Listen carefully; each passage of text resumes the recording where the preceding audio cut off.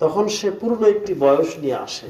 তার যখন একটি দিন চলে যায়, তার উল্লেখিত, তার নির্বাচিত যে বয়স আল্লাহ দিয়েছেন সেখান থেকে 1 দিন 2 দিন এভাবে কমতে থাকে। এভাবে আমাদের অনেকেরই 30 বছর পার হয়েছে, অনেকেরই 60 বছর, অনেকেরই জীবন অন্তিম মুহূর্তে চলে এসেছে। আমাদের সময়গুলো অতিবাহিত হয়েই যাচ্ছে, শেষ হয়ে যাচ্ছে, কিন্তু আমরা হিসাবে করি যে আমাদের বয়স বেশি হচ্ছে। বরং না, বয়স বেশি হচ্ছে না, আমাদের বয়স, আমাদের সন্ধিকাল আস্তে আস্তে কমে যাচ্ছে। আমরা আমাদের গুনাহ নিয়ে চিন্তা করি না। আমরা যদি আমাদের গুনাহগুলো নিয়ে চিন্তা করতাম, আমাদের গুনাহগুলো থেকে যদি আমরা পরিত্রাণ নেওয়ার জন্য জুম্মাতে আসি, তাহলে আমাদের জন্য সফলতা আছে অবশ্যই। আর যদি মনে করি যে না, প্রতি সপ্তাহে যেতে হয়, আজকে একটি ছুটির দিন পেয়েছি, জুমাতে যাব, এলাকাবাসীর সাথে সাক্ষাৎ হবে, এই উদ্দেশ্যে যাওয়া, তাহলে আমাদের গুনাহগুলো মার্জনা নেওয়ার কোনো সুযোগ থাকবে না। যদি এই নিয়ত করে আমরা কেউ এসেও থাকি, তথাপিও আমি তাদেরকে বলবো, আপনারা আপনাদের নিয়তকে পরিবর্তন করেন, আল্লাহকে ভালোবেসে আল্লাহর কাছ থেকে ক্ষমা নেওয়ার জন্য। এই দিনে আল্লাহ দোয়া কবুল করেন, সেই দোয়াতে শরীক হতে পারার জন্য। আমাদের যারা মৃত্যুবরণ করেছেন তাদের কথা স্মরণ করে আজকের দিনে তাদের জন্য দোয়া করব, এই নিয়ত করে আসব মসজিদে, এই নিয়ত করব আল্লাহ আপনি আজকে আমাদেরকে ক্ষমা করে দিবেন, এই ইচ্ছা আশা নিয়ে আমাদেরকে মসজিদের পানে আসতে হবে। আল্লাহ রাব্বুল আলামিন আমাদেরকে বোঝার তৌফিক দান করুক, আল্লাহুম্মা আমিন। সম্মানিত উপস্থিতি, আমাদের সময়গুলো কমে যাচ্ছে, আমাদের নির্ধারিত বয়স কমে যাচ্ছে, কিন্তু আমরা একে অপরকে ক্ষমা করছি না। আমরা সাহাবীদের চাইতে বড় নই, আমরা অনেক ছোট, আমাদের পাপ এত বেশি, একটা সাগরের সমতুল্য আমাদের পাপ। আমরা এত পাপ করেছি। আমরা যদি আমাদের জীবিকা যদি আমরা হারাম পথে উপার্জন করে থাকি, এখন যদি ভালো হই, তাহলে ভালো হয়ে সেই হারাম উপার্জন খেয়ে ইবাদত কবুল হবে না। হারাম উপার্জন যদি একটি টাকা থাকে, সেটা যদি আমার মাসিক টাকার ভেতরে একত্রিত হয়ে যায়, সেটা দিয়ে যদি আমি জমি কিনি, সেটা দিয়ে যদি আমি গরু বাছুর ইত্যাদি ক্রয় করি, সেখান থেকে যদি আমার ব্যবসাকে বাড়িয়ে নেই, তাহলে আমার সব বৃথা, কোনো লাভ হবে না। এই জন্য আমাদেরকে তওবা করতে হবে। আল্লাহ নবী সাল্লাল্লাহু আলাইহি ওয়াসাল্লাম বলছেন, যে ব্যক্তির দেহ হারাম দ্বারা গঠিত, লা ইয়াদখুলুল জান্নাতা জাসাদুন গুযজিয়া বিল হারাম, ওই দেহ জান্নাতে প্রবেশ করবে না যে দেহ হারাম দ্বারা গঠিত হয়েছে। আল্লাহ আমাদেরকে বোঝার তৌফিক দান করুক, আল্লাহুম্মা আমিন।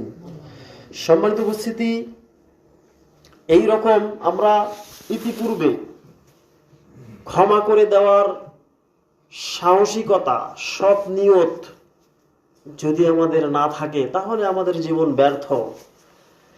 এই বিষয়ের উপর আলোচনা করতে গিয়ে বেশ কয়েকজন নবীর কথা আপনারা জেনেছেন, বেশ কয়েকজন প্রসিদ্ধ সাহাবীর কথা আপনারা জেনেছেন। আজকে একজন সাহাবীর কথা আমি আপনাদের সম্মুখে বলার চেষ্টা করব ইনশাআল্লাহ। এই সাহাবীর নাম হচ্ছে কাব ইবনে মালিক। এই সাহাবীর নাম কাব ইবনে মালিক। সে ছিল যুবক একজন সাহাবী। সে এমন একটা অন্যায় করে ফেলেছিল যে অন্যায়ের কোনো ক্ষমা নেই, এত বড় একটা পাপ করেছিল। সেই ঘটনা আমি আপনাদের সম্মুখে তুলে ধরার চেষ্টা করব ইনশাআল্লাহ, আল্লাহ রাব্বুল আলামিন যদি আমাকে তৌফিক এনায়েত করেন। সম্মানিত উপস্থিতি, আমরা ইতিপূর্বে জানলাম আবু বকর তার বন্ধু ওমরের সাথে কথা কাটাকাটির পর্যায়ে তাদের যে ভুল হয়েছিল, সেই ভুলকেও তারা ক্ষমা করে নিয়েছেন। সম্মানিত উপস্থিতি, এইরকম আরো অন্য অন্য সাহাবীদের ঘটনাও আমরা শুনেছি হাতিব ইবনে আবি বালতার ঘটনা।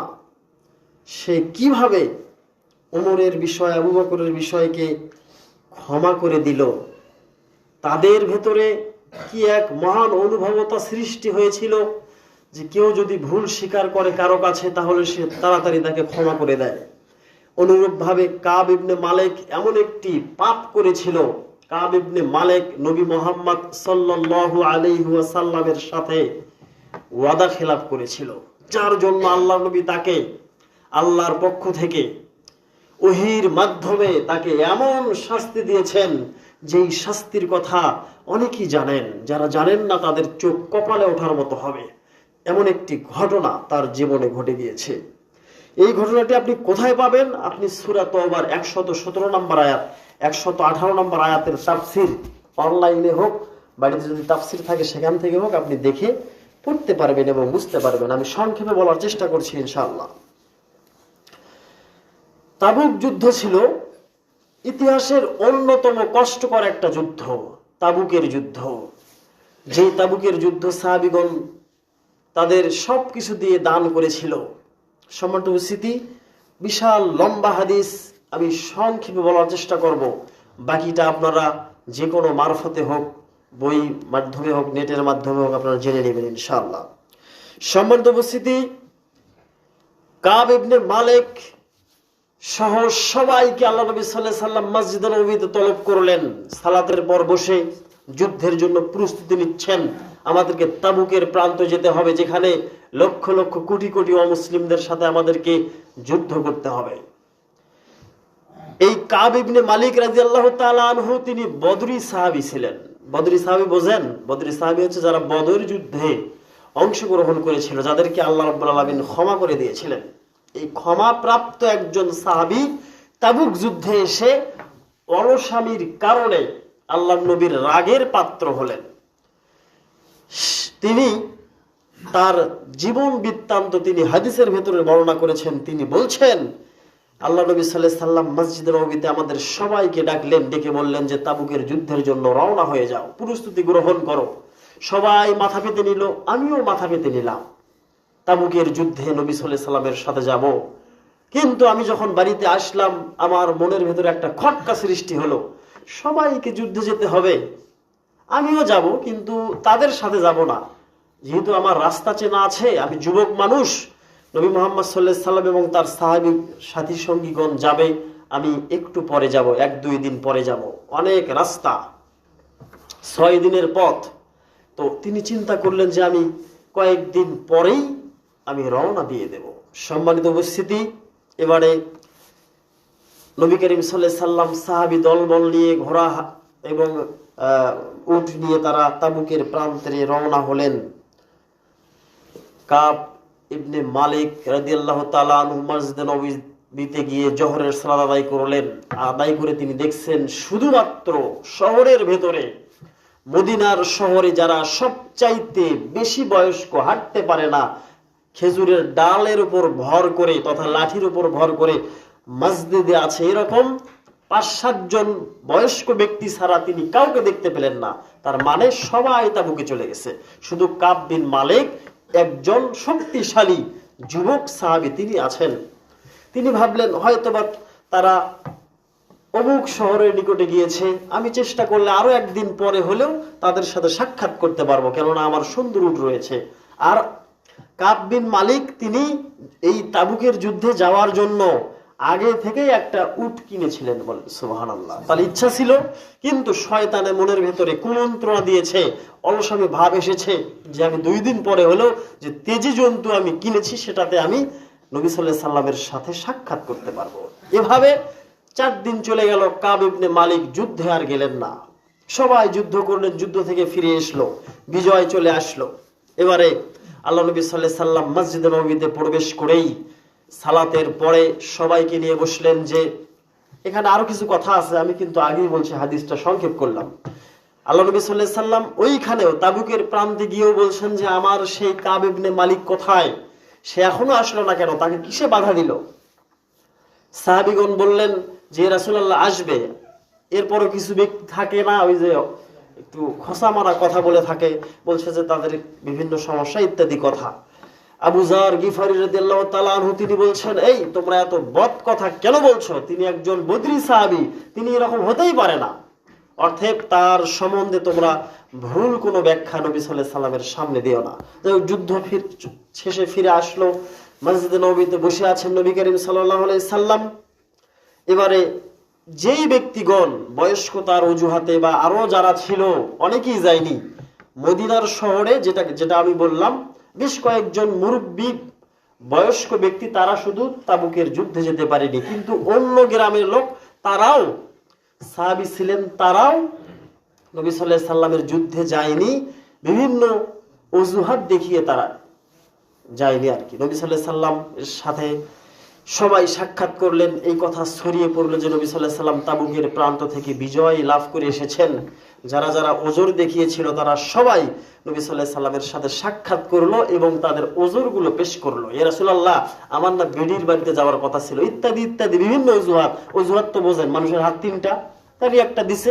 নবী সাল্লাল্লাহু আলাইহি সাল্লাম বলছে, ও আচ্ছা আচ্ছা আচ্ছা, ঠিক আছে, তোমাদেরকে ক্ষমা করে দেওয়া হলো। কিন্তু কাব ইবনে মালিক কোথায়? আরো দুইজন ছিল তার সাথে, তিনজনকে ডাকলেন।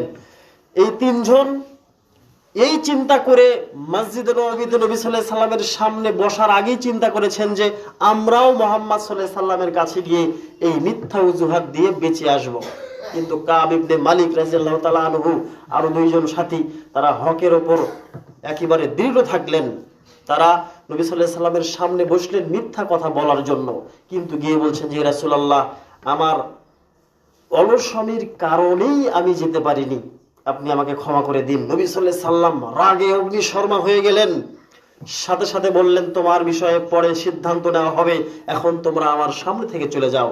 তিনজন ব্যক্তি মসজিদ নববী থেকে বের হয়ে অন্য অন্য সাহাবীদের সাথে সাক্ষাৎ করলেন বা সাক্ষাৎ হলো। তারা সবাই বলল যে, কাব, তুমি তো ভুল করলে, সবাই যে অজুহাত দিল, তুমি যদি অজুহাতটা দিতে তাহলে আজকে নবী সাল্লাল্লাহু আলাইহি সাল্লাম তোমার উপরে এত রাগ হতো না, আর তুমি তার কাছ থেকে ক্ষমা পেয়ে যেতে।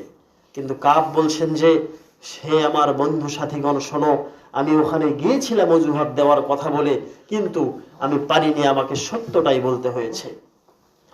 এরপরে আল্লাহর নবী সাল্লাল্লাহু আলাইহি সাল্লাম তাবুক প্রান্ত থেকে যাদেরকে সঙ্গে নিয়ে এসেছেন এবং যাদের একদল ব্যক্তিদেরকে অজুহাতের ভিত্তিতে ক্ষমা করে দিয়েছেন, তাদেরকে সহ সবাইকে বলে দিলেন, এই তিনজন ব্যক্তির সাথে তোমরা কখনো কথা বলবে না। যত ব্যক্তি আছো মদিনায়, নারী পুরুষ যার যে আত্মীয় স্বজন আছে, কাব ইবনে মালিকের সাথে কেউ কথা বলবে না, কেননা সে আমার সাথে ওয়াদা খেলাপ করেছে, সে আমাকে রাগান্বিত করেছে, সে যুদ্ধে যায়নি যুবক থাকার পরেও।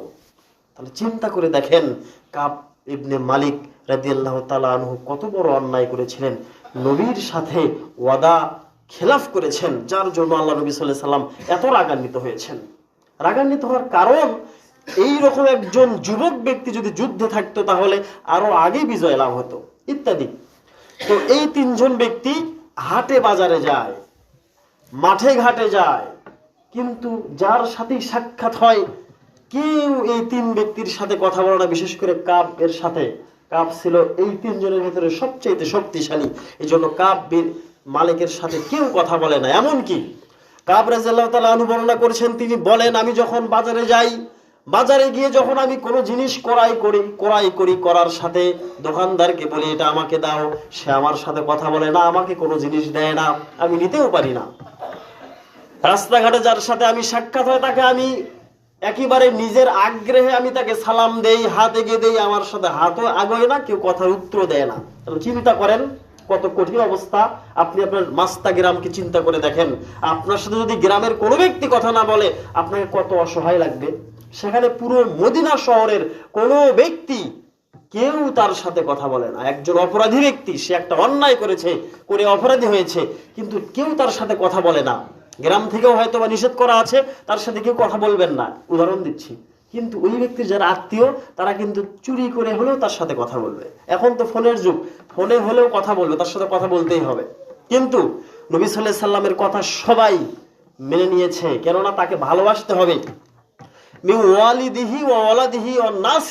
পৃথিবীতে যত মানুষ আছে সব মানুষের চাইতে নবী মুহাম্মদকে বেশি ভালোবাসতে হবে, নিজের সন্তানের চাইতেও, নিজের ভাইয়ের চাইতেও, নিজের পিতার চাইতেও বেশি নবী মুহাম্মদকে ভালোবাসতে হবে। এটা আল্লাহর কথা, যা সাহাবীগণ বুঝতো, যার জন্য আত্মীয় স্বজন সবাই কাব বিন মালিক ওই তিনজনের সাথে কথা বলে একবারে বাদ দিয়েছে। একদিন কাব ইবনে মালিক তার চাচাতো ভাইয়ের সাথে তার ছোট থেকে একটা সুন্দর বন্ধুত্ব ছিল। তিনি তার দেওয়াল টপকে খেজুরের বাগানের ভেতরে ঢুকে তাকে সালাম দিয়েছেন যে চাচাতো ভাই, তোমার সাথে আমার ছোট থেকে সাক্ষাৎ, তুমি আমার এত ভালো বন্ধু, তুমিও কি আমার সাথে কথা বলবে না? চাচাতো ভাই থমকে দাঁড়িয়ে আছে, কাব ইবনে মালিককে দেখে কিছুই বলছে না, সালামের উত্তর দিচ্ছে না। দেখেন নবী সাল্লাল্লাহু আলাইহি সাল্লামের আদেশ কি জিনিস, নবী সাল্লাল্লাহু আলাইহি সাল্লামের ভালোবাসা কি জিনিস। তিনি যা বলেছেন, দেওয়াল টপকে গিয়েছে মানে গেট দেওয়া, দেওয়াল টপকে গিয়েছে, কেউ দেখবে না। শুধু চাচাতো ভাই, আগের বাল্যকালের বন্ধু, সেই বন্ধুর সাথেও কথা হচ্ছে না, বন্ধু কথা বলছে না। এভাবে 50 দিন অতিবাহিত হয়ে গিয়েছে। এবারে আল্লাহ নবী সাল্লাল্লাহু আলাইহি সাল্লাম মসজিদে নববীতে সাহাবীদের কাছে খোঁজ নেন যে কাব বিন মালিকের খবর কি, সে কি অনুতপ্ত হচ্ছে? সাহাবীগণ বলছেন, ইয়া রাসূলুল্লাহ, আমরা কেউ তার সাথে কথা বলি না। কাব ইবনে মালিক 3 জনের ভেতরে তিনি একাই মসজিদে নববীতে আসেন, এসে নবী সাল্লাল্লাহু আলাইহি সাল্লামের কাছে তিনি সালাত আদায় করেন। এবং তিনি হাদিসে বলছেন, গোপনীয়তার কিছু নাই, কিন্তু হাদিস থেকে কেউ শিক্ষা নিয়ে এ আমল করবেন না। কাব রাদিয়াল্লাহু তাআলা আনহু, সবাই একটু সামনের দিকে বসেন, পেছনে জায়গা হচ্ছে না, মনোযোগ দেন। কাব রাদিয়াল্লাহু তাআলা আনহু তিনি বলছেন, আমি নবী সাল্লাল্লাহু আলাইহি সাল্লামের সামনে সালাতে দাঁড়াই আর আমি টেরা চোখে তার দিকে তাকাই যে আমার দিকে তাকাই কিনা। তার মানে সালাতেই কিন্তু আছে নফল সালাত। এখান থেকে আমি আবার বলছি, কেউ এই দলিল নিয়ে যে সালাতে এদিক ওদিক তাকাবেন, সালাত হবে না। কেননা আপনার ইমান, আমার ইমান আর সাহাবীদের ইমান এক নয়। সম্মানিত উপস্থিতি, তারপরে তারা বদরি সাহাবী। তিনি সালাতে দাঁড়িয়ে তিনি বলছেন, সালাতে দাঁড়িয়ে আমি নবীর দিকে বাঁকা চোখে দেখি যে নবী সাল্লাল্লাহু আলাইহি সাল্লাম আমার দিকে দেখে কিনা। তখন কাব বলছেন যে আমি লক্ষ্য করি নবী সাল্লাল্লাহু আলাইহি সাল্লাম আমার দিকে তাকায়, যখন আমার চোখের সাথে তার চোখ লাগে তখন তিনি চোখ সরিয়ে নেয়। তাহলে নবী সাল্লাল্লাহু আলাইহি সাল্লামের একটা মহব্বত তার উপরে আছে। উদ্দেশ্য হচ্ছে সে তওবা করুক, সে ফিরে আসুক, সেই ধরনের ভুল আর না করুক। এবারে তওবা করার জন্য নবী সাল্লাল্লাহু আলাইহি সাল্লামের কাছে আসেন, কিন্তু নবী সাল্লাল্লাহু আলাইহি সাল্লাম ক্ষমা করে দেননি। এবারে 50 দিন যখন অতিবাহিত হয়ে গেল, তখন নবী সাল্লাল্লাহু আলাইহি সাল্লাম সাহাবীদেরকে উদ্দেশ্য করে বলে দিলেন, সাহাবীরা শুনে রাখো, এই 3 ব্যক্তির যে স্ত্রী আছে তাদেরকে তোমরা গিয়ে নিষেধ করে দাও, এই 3 জনের স্ত্রীর সাথে স্বামীর যেন কোনো ঘষাঘষি না হয়, কথাবার্তা যেন না হয়, কোনো কিছুই যেন না হয়। বড় বিপদ চেপে গেল। এতদিন তো গ্রামের শহরের কোনো ব্যক্তি কথা বলতো না, এখন স্ত্রীদেরকেও কথা বলতে নিষেধ করা হয়েছে। ওই 2 ব্যক্তির একজন ব্যক্তি ছিল সবচাইতে বেশি বয়স্ক। তার স্ত্রী গিয়ে বলছে, ইয়া রাসূলুল্লাহ, আমার স্বামী তো কোনো কিছুই করতে পারে না, আমার সাহায্য সবই করতে হয়, আপনি যদি একটু অনুমতি দিতেন তাহলে আমি তার পানি এগিয়ে এগিয়ে দিতাম, তার সেবাগুলো করতাম। নবী সাল্লাল্লাহু আলাইহি সাল্লাম বলছেন, তোমাকে অনুমতি দেওয়া হলো, এই তোমরা কি করছো এখানে? এখানে থাকলে সুন্দর করে থাকতে হবে, বা কথা বলা যাবে না। সম্মানিত উপস্থিতি, এই দিকে তাকান। স্ত্রীর ক্ষেত্রে এই স্ত্রী আল্লাহ নবী সাল্লাল্লাহু আলাইহি সাল্লামের কাছ থেকে অনুমতি নিয়ে আসলেন, তবে নবী সাল্লাল্লাহু আলাইহি সাল্লাম শর্ত সাপেক্ষে অনুমতি দিলেন। তিনি বললেন যে রাতের বেলা স্বামীর কাছে থাকা যাবে না, দিনের বেলা যত সেবা করতে পারো করো। চিন্তা করে দেখেন, আর 2 জনের জন্য কোনো ক্ষমাই নেই। সব সাহাবীগণ বলা বলি করে, কাব কিন্তু ভুল করছে। কাবের স্ত্রী যদি নবী সাল্লাল্লাহু আলাইহি সাল্লামের কাছে গিয়ে যদি তার বিষয়ে ক্ষমা নিয়ে আসতো তাহলে অনেকটা উপকার হতো, কিন্তু কাব একেবারে নিরুপায় হয়ে গিয়েছে। সাহাবীরা একে অপরের সাথে কথা বলে, কাব রাদিয়াল্লাহু তাআলা আনহুর সাথে কোনো কথা বলে না। আপনারা কি আমার কথা বুঝতে পারতেছেন? আসলে শীত লাগছে খুব, কথা ক্লিয়ার বলতে পারতেছি না, কষ্ট হচ্ছে।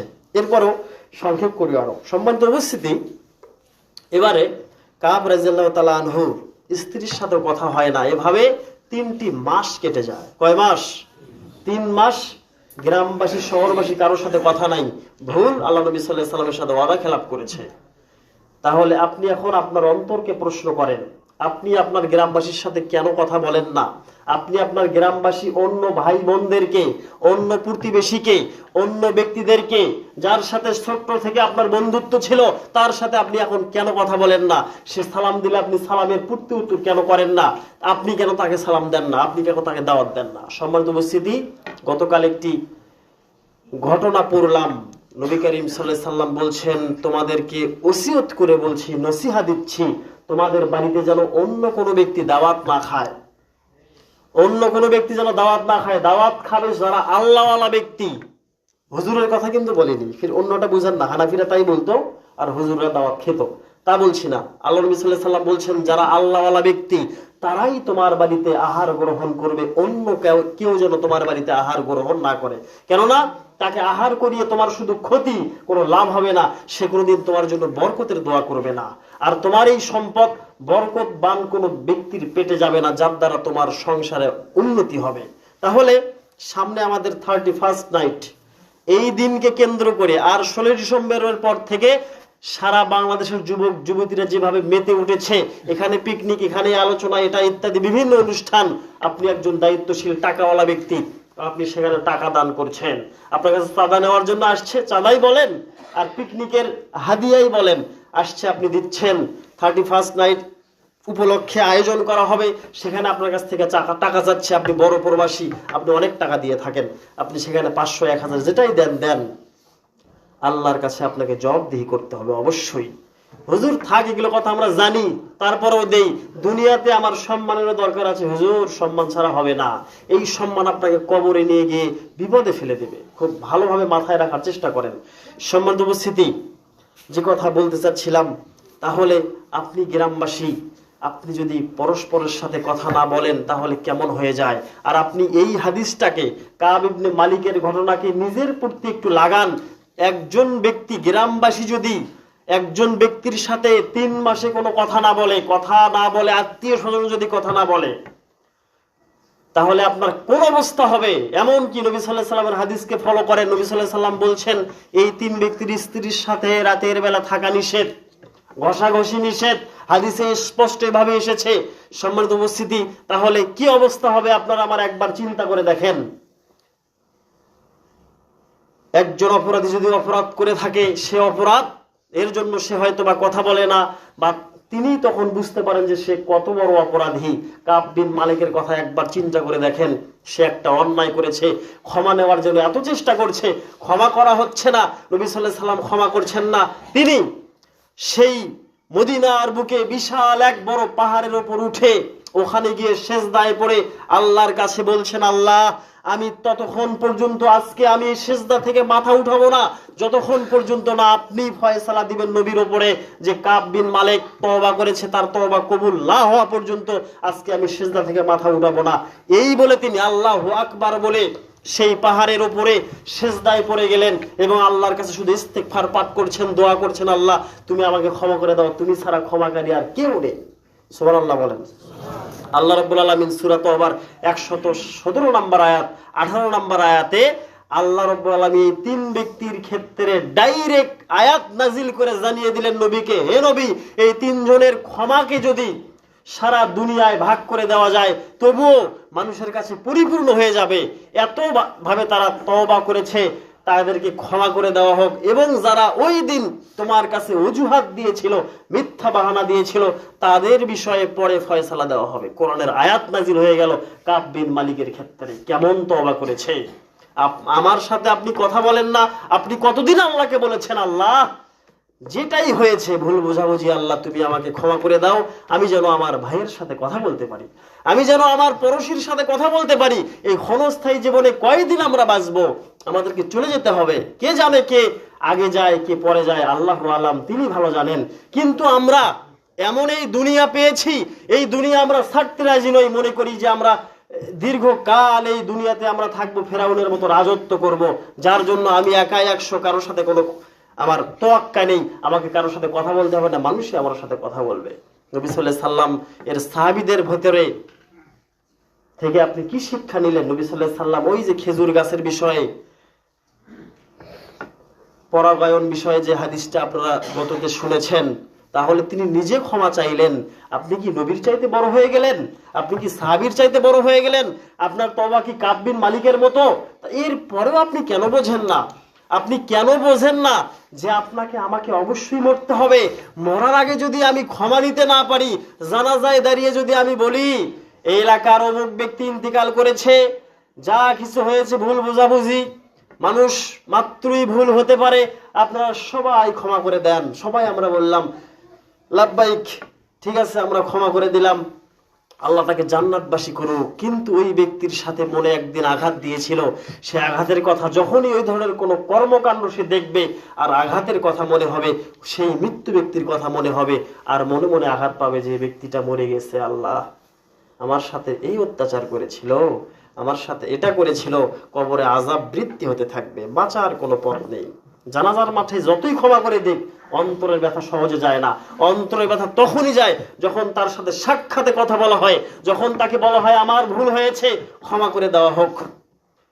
আমি কোনো রাজনৈতিক কোনো দলের সাথে নেই, কিন্তু বর্তমান সময়ে গোবিন্দগঞ্জের যে এক দলের ভেতরে ফাটল সৃষ্টি হয়েছে, সেটা ফেসবুকে দেখলাম, দুইজনে কোলাকুলি করছে। তারা এত আনন্দ মনে হয় অন্য দিনেও পায় না, এত আনন্দ পেয়েছে। তার কারণ এতদিন দুই পাশে, গোবিন্দগঞ্জের দুই পাশে ফাটাফাটি মারামারি যা করার, আমি আবার বলছি, আমি এখনো সঠিকটা জানি না, ওটা তাদের অভিনয় হতে পারে, নাও হতে পারে। কিন্তু যদি ঘটনা সত্য হয়, তাহলে এই যে মশাল জ্বালালো গোবিন্দগঞ্জে, এটা করলো সেটা করলো, দুই দল দাও গুড়াল সম্পর্ক হয়ে গেল, আবার যদি তারা একাত্রিত হয়, তাহলে তাদের সাথে আর কে পাবে? সম্মানিত উপস্থিতি, একটু বোঝার চেষ্টা করেন, প্রত্যেকটা ঘটনা থেকে আপনি শিক্ষা নেওয়ার চেষ্টা করেন। আমরাও মরে যাব, মরার আগে যদি আমরা একে অপরকে ক্ষমা করতে পারি, একে অপরের সাথে ভালো বন্ধুত্ব স্থাপন করতে পারি, তাহলে আমাদের জন্য সফলতা। তাহলে আমাদের সমাজে কোনো হানাহানি থাকবে না, তাহলে আমাদের সমাজে কোনো প্রকার কুসংস্কার থাকবে না, আমাদের সমাজে কোনো ধরনের কবিরা গুনাহের মতো কোনো কাজ ঘটবে না, যদি আমরা এক থাকতে পারি। সম্মানিত উপস্থিতি, আল্লাহ রাব্বুল আলামিন আমাদের বাংলাদেশের সমস্ত মুসলিমদেরকে এক হয়ে চলার তৌফিক দান করুক, আল্লাহুম্মা আমিন। আল্লাহ রাব্বুল আলামিন আমাদের সবাইকে তাওহীদ প্রতিষ্ঠা করার জন্য, তাওহীদের পথে একত্রিত হওয়ার তৌফিক দান করুক, বলেন আল্লাহুম্মা আমিন। সম্মানিত উপস্থিতি, 31st নাইট সম্পর্কে আপনারা সবাই জানেন। আমরা মুসলিম, আমাদের দিবস হচ্ছে দুইটি, একটি ঈদুল ফিতর, একটি ঈদুল আজহা, বাকি সব দিবস বাতিল। এই দিনকে কোনো উৎসব পালন করা একেবারে, এই 31st বিশেষ করে এটা একটা শিরকের পর্যায়ে চলে যায়। জানুস দেবতার কথা আপনারা সবাই জানেন, বা কেউ জানতে নাও পারেন। জানুস দেবতার সম্পর্কে জানার চেষ্টা করবেন নেটের মাধ্যমে হলেও। জানুস দেবতার দুই মাথা, এক মাথা ডিসেম্বরের শেষের দিকে গিয়ে জানুস মূর্তির কাছে গিয়ে বলে যে আমরা যা কিছু করেছি এই বছরের সবকে ক্ষমা করে দেওয়া হোক। আবার যখন রাত্রি 12টা বাজে, আবার মূর্তির সামনে গিয়ে বলে যে জানুয়ারি মাস শুরু হয়ে গেল, আমাদের পৃথিবীতে যত বরকতের দরকার সব বরকত দিয়ে দাও। মূর্তি কি বরকত দিতে পারে বলেন? এটাই হচ্ছে স্পষ্ট শিরিক। যারা 31st নাইট পালন করবে, তারা ওই জানুসের পূজা করবে, তারা ওই জানুসের ইবাদত করবে এবং শিরকিয়াতের ভেতরে অন্তর্গত হয়ে যাবে। আর শিরক যারা করবে, আল্লাহ তাদেরকে জান্নাত দেবেন না। তাই 31st নাইটের যত বিষয় আছে সবগুলোকে পরিহার করার চেষ্টা করবেন। মাস্তাবাসীকে উদ্দেশ্য করে বলছি আমি, আপনারা সবাই 31st নাইট থেকে বিরত থাকবেন মানে ইনশাআল্লাহ। এই দিনকে কেন্দ্র করে যত অপকর্ম হবে, যত কিছু হবে, কোনো ক্ষেত্রে তাতে আপনি সহযোগিতা, সময়, অর্থ, শ্রম কিচ্ছু দেবেন না, বলেন ইনশাআল্লাহ। আল্লাহ কবুল করুক, আল্লাহুম্মা আমিন। এ বলেই বক্তব্য শেষ করলাম। আকুলি কওলি হাযা আস্তাগফিরুল্লাহ লি ওয়া লাকুম ওয়া লিসাইরিল মুসলিমিন ফাস্তাগফিরুহু ইন্নাহু হুয়াল গফুরুর রহিম।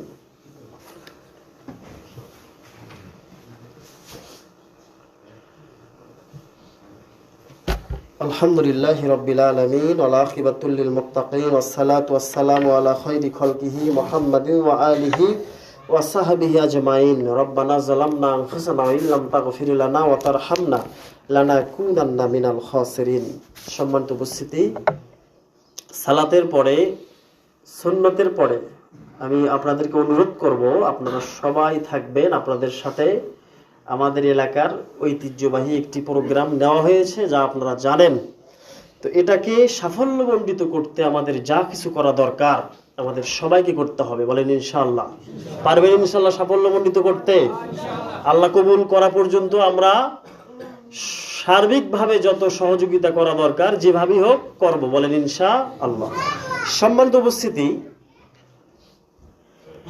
আল্লাহ রাব্বুল আলামিন এই দিনে, এই জুম্মার দিনে মানুষের ফরিয়াদগুলো কবুল করে থাকেন, যার জন্য অনেকেই দোয়া চেয়েছেন। আল্লাহ তাদের মনের আশাগুলো পূরণ করুক, আল্লাহুম্মা আমিন। সামনের রবিবারে অনেকেরই বৃত্তি পরীক্ষা আছে, আল্লাহ রাব্বুল আলামিন তাদের পরীক্ষায় কামিয়াবি দান করুক, বলেন আল্লাহুম্মা আমিন। আগামীকাল আমাদের রাজশাহীতে বড় মাদ্রাসায় ভর্তি পরীক্ষা, যা আমাদের মাস্তা গ্রাম থেকে 2 জন শিক্ষার্থী অংশগ্রহণ করছেন। আল্লাহ যেন তাদের ভর্তি পরীক্ষায় কামিয়াবি দান করেন, বলেন আল্লাহুম্মা আমিন। আমাদের মণ্ডল পরিবারের মা ইন্তিকাল করেছেন, যা আমরা সবাই জানি। আমরা দোয়া করেছি, এরপরেও তারা আবারও আবেদন করেছেন, দোয়া চেয়েছেন। তার সাথে গ্রামবাসী যত ব্যক্তি ইতিপূর্বে ইন্তিকাল করেছেন তাদের সবার জন্য আমরা খাস করে দোয়া করব। আল্লাহ রাব্বুল আলামিন তাদেরকে যেন কবরের ফিতনা থেকে পরিত্রাণ দিয়ে জান্নাতুল ফেরদাউস দান করেন, বলেন আল্লাহুম্মা আমিন।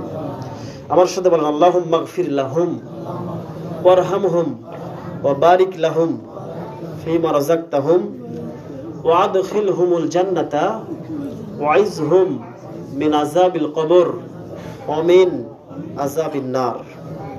সম্মানিত উপস্থিতি, আপনাদের এলাকায় যদি কোনো ব্যক্তি ইন্তিকাল করে, আপনারা কোরআন এবং সুন্নাহ মাফিক কিভাবে দাফন কার্য করতে হয় এগুলো আপনারা জেনে নেবেন।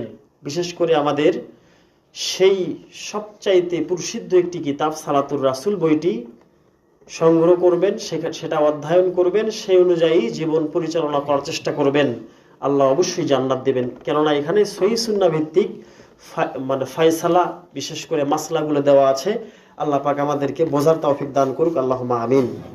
মণ্ডল পরিবারের অর্থাৎ আমাদের মোহতারাম আব্দুর রহমান মণ্ডল সাহেবের মা ইন্তিকাল করেছেন, আমরা সবাই জানি। উনিও সালাত ধরেছেন, আল্লাহ ওনাকে নিয়মিত সালাত আদায় করার তৌফিক দান করুক, বলেন আল্লাহুম্মা আমিন।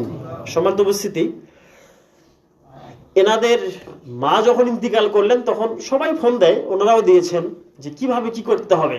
আপনাদের তো হানাফি আত্মীয় অনেক বেশি, যার কারণে মহিলাদের ক্ষেত্রে 5 কাপড় দেওয়ার জন্য জোরাজুরি করা হয়। তারা হাদিস অনুযায়ী 3 কাপড় দিয়েছেন, ঠিক কিনা? হয়তো অনেকেই পিরাপিরি করেছেন, কিন্তু পিরাপিরি কোনো কাজ হয়নি।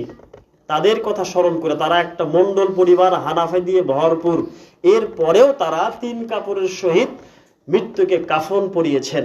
চেষ্টা করবেন কোথাও কোনো শিরক বিদআতের কর্মকাণ্ড হলে আপনারা সহিহ সুন্নাহকে মেনে নেওয়ার চেষ্টা করবেন, বলেন ইনশাআল্লাহ। সেই সাথে আরো একটি সুন্নাহ পালন করেছেন আমাদের মসজিদের মোহতারাম সভাপতি আতিকুর রহমান শাহিন ভাই। ফোন করেছেন আমাকে, ভাই মৃত্যুর পরিবারকে কতদিন খানা খাওয়াতে হবে? খুব চিন্তা করে দেখেন, সভাপতি সাহেব ফোন দিয়ে জেনে নিলেন, মানে তিনি অবশ্যই আমল করবেন, করছেন কিনা তা আমি জানি না, তবে যেহেতু আশা ছিল অবশ্যই করছেন মনে হয়। তিনি 3 দিন 3 রাত মৃত্যুর পরিবার নুরুল ইসলাম চাচার বাড়িতে, ওনার মা ছিলেন, ওনার পরিবারকে খাইয়েছেন। যাই খাওয়াক আর কি, 3 দিন তার বাড়িতে রান্না হয়নি। এটাই হচ্ছে সহিহ সুন্নাহর নিয়ম। কিন্তু এখন সারা বাংলাদেশের ঘটনা, মাটি দেওয়ার পরেই একদল যাবে ফাঁসি তোলায়, গিয়ে 2 সাসপেন বা 2 মানে বল খেজুর নিয়ে এসে মাটি দেওয়ার সাথেই মিষ্টি মুখ করাবে। আস্তাগফিরুল্লাহ। যেখানে মাটি দিলে 1 কেরাত সব, জানাজায় অংশগ্রহণ করলে আর 1 কেরাত সব, এই 2 কেরাত সব, এই খেজুর খাইয়ে সব শেষ।